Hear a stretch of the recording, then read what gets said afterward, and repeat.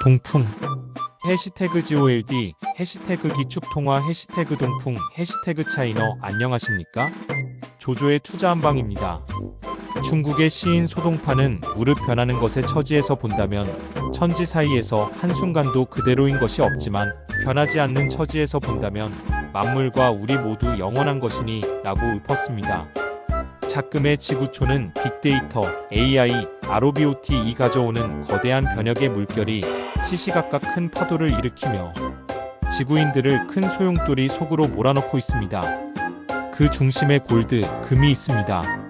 손주 돌반지 한 동 가격이 60만 원을 넘은 지 오래되었습니다. 온스당 국제 금값이 사상 처음 3,000달러를 뚫을 기세입니다. 최근 두 달간 영국에서 미국으로 건너간 금이 390여 톤으로 한국은행금 보유량의 3배 이상입니다. 그야말로 금대 이동입니다. 투자은행 JP모건 등 세계적 은행이 주도하고 있습니다. 트럼프 대통령의 관세 전쟁도 이걸 더 부추깁니다. 원자재의 일종인 금에도 관세를 매길지 모르니 서두르고 있습니다. 왜 이런 일이 벌어지고 있는 것일까요? 여기에 달러 패권주의를 두고 미국과 브릭스 간 전쟁이 벌어지고 있습니다. 금 보유량은 미국 8,200톤, 최근에 미국 국채를 매도하고 집중적으로 금을 매집한 중국과 러시아가 합해서 4,600톤입니다. 미국은 금을 현 시세로 재평가하려고 합니다.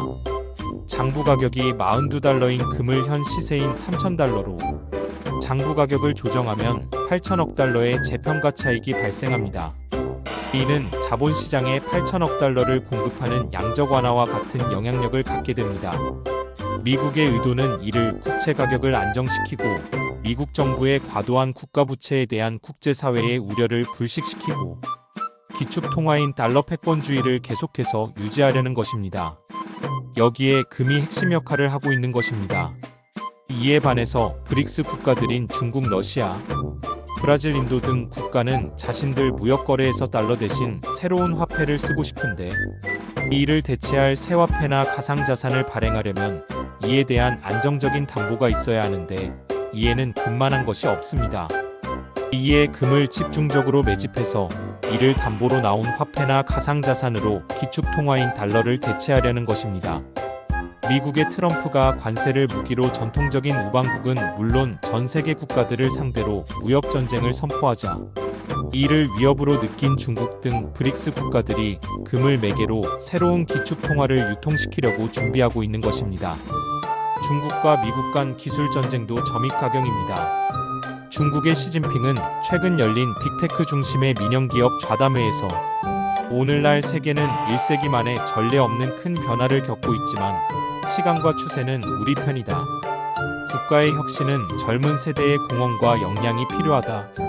종국에는 동풍은 서풍을 이긴다며 휴머노이드 로봇, 딥시크 등을 만든 젊은 기업인을 격려했습니다. 이 말은 마오쩌둥이 1957년 구소련 두 번째 방문 당시 연설 중 동풍이 서풍을 압도한다는 발언에서 인용한 것입니다. 여기에서 동풍과 서풍은 각각 사회주의 세력과 자본주의 세력을 가리킵니다. 시진핑의 격려와 지원에 힘입어서 중국의 빅테크들이 AI 투자에 러시를 이루고 있습니다. 5년 만에 복권된 알리바바의 마윈이 이에 앞장서고 있습니다. 이들은 미국을 제치고 2030년 세계 선두 목표로 하고 있습니다. 트럼프와 시진핑, 미국과 중국 이들 용호상박 대결은 어떻게 흘러갈까요? 사실 이러한 고래들 싸움에서 새우는 등이 터지게 마련입니다. 트럼프의 관세와 이민자 추방 정책으로 인한 물가 상승으로 인한 경기 침체와 스태그플레이션의 공포로 지난 주말 미국 증시는 투자자들이 위험 자산을 매도하면서 급락했습니다. 다우존스 30 산업평균지수는 전날보다 748.63포인트 1.69% 내린 43,428.02에 마감했고 대형주 위주의 스탠더드 앤드 푸어스 S&P 500 지수는 104.39포인트 1.71% 밀린 6013.13으로 거래를 마쳤다. 두 지수는 이날 지난해 12월 18일 이후 최대 낙폭을 나타냈다. 기술주 중심의 나스닥 종합지수는 438.36포인트 2.20% 하락한 19,524.01에 마쳤습니다. 미 시간대가 발표한 2월 소비자심리지수 확정치는 64.7로 지난 2023년 11월 이후 최저치 수준이며 향후 5년간 장기 인플레이션 기대치는 3.5%로 지난 1995년 이후 가장 높았습니다. 월가의 공포지수로 불리는 시카고 옵션 거래소 CBOE 변동성 지수 VIX는 전장보다 16.28% 급등한 18.2를 가리켰습니다. 이번 조정이 얼마나 더 깊고 오랫동안 이어질지 가늠하기 어렵습니다. 이번 주 국내 시장에도 큰 영향을 미칠 것으로 보입니다. 투자자들이 포트폴리오를 조정해서 위험에 적극적으로 대비해야 할 때입니다. 위험자산 주식 비중을 줄여야 합니다. 주식 30%, 채권 20%, 원자재 ETF 등 커피 30%, 가상자산 XRP 20% 이렇게 포트폴리오를 바꿔보십시오. 작금의 경제 상황과 흐름을 정밀하게 검토하고 분석해서 내린 결론입니다. 선택은 언제나 당신의 몫입니다. 지난해 12월 3일 발생한 대통령의 친위 쿠데타는 종북으로 치닫고 있습니다. 2월 22일 가상자산 기반 세계 최대 베팅 사이트 폴리마켓에서 실시된 윤아우트 에즈 프레저덴트 어브 사우스 코리어 비포 에이프럴? 라는 질문에 윤석열이 4월 전 한국 대통령 아닐 확률이 82%로 집계되었습니다. 반면에 3월 전 석방 확률은 3%에 불과했습니다. 이번 사태로 분명해진 것은 현 헌법에 대한 개정이 필요하다는 것입니다. 새 헌법에는 대통령의 과도한 권력을 효율적으로 분산키면서도 강력한 리더십을 발휘하면서 대한민국 미래 세대들의 다양성과 창조성을 반영해야 합니다. 또한 자신의 임기도 줄여서 2028년 4월 총선과 대통령 선거를 동시에 실시하는 개혁과 개헌을 천명하는 후보가 조기 선거에서 대통령에 당선되기를 희망합니다. 208년 중국 대륙에서 벌어진 큰 전쟁, 적벽대전에서 당시 세계의 최강인 조조군과 약자인 오나라, 송권과 유비의 연합군이 장강에서 붙었습니다. 때는 음력 12월로 매서운 북풍이 몰아치는 한겨울이었습니다. 양국 책사인 주유와 제갈량이 전략으로 화공을 택했지만 이에는 동풍이 필요했습니다.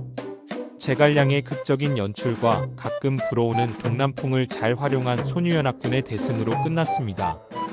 패배한 조조는 그 이후에도 오랫동안 건재하며 대륙 북방을 통치했고 이슬 피할 땅 한 평 없던 유비는 촉한을 세우고 안정을 찾은 오나라 송권과 본격적으로 속밭 전국인 삼국시대를 열었습니다. 때 아닌 동풍 논쟁, 그 성격은 약간 다름입니다만 작금의 세계 최강인 미국을 향한 중국의 동풍이 거세게 불어닥치고 있습니다. 장강의 거대한 석벽을 불태운 동풍이 이번에는 어디를 노리고 있을까요? 꽃샘 추위가 이어지고 있습니다. 코로나보다 더 전염성이 강한 팬데믹이 다시 유행한다고 합니다. 투자자들 마음도 꽁꽁 얼어붙었습니다. 바로 출래 불사춘입니다. 이번 주는 어려운 한 주가 될 것입니다.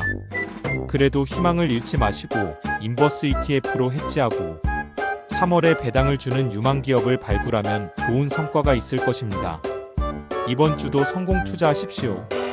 좋아요, 구독은 제게 힘이 됩니다. 조조의 투자 한방 조영무가 말씀드렸습니다. 시청해주셔서 감사합니다. 고맙습니다.